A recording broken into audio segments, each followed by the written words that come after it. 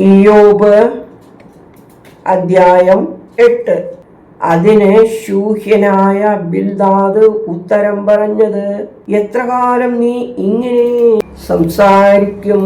നിന്റെ വായു ഉന്നത വാക്കുകൾ നിറഞ്ഞിരിക്കും. ദൈവം ന്യായം മറിച്ചു കളയുമോ? സർവശക്തൻ നീതിയെ മറിച്ചു കളയുമോ?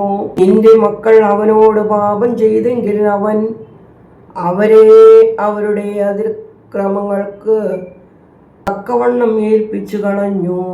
നീ ദൈവത്തെ ശ്രദ്ധയോടെ അന്വേഷിക്കുകയും സർവശക്തനോട് അപേക്ഷിക്കുകയും ചെയ്താൽ നീ നിർമ്മലനും നീതിമാനുമെങ്കിൽ അവൻ ഇപ്പോൾ നിനക്ക് വേണ്ടി ഉണർന്നു വരും. നിന്റെ നീതിയുള്ള വാസസ്ഥലത്തെ സമൃദ്ധമാക്കും. നിന്റെ പൂർവസ്ഥിതി അല്പമായി തോന്നും.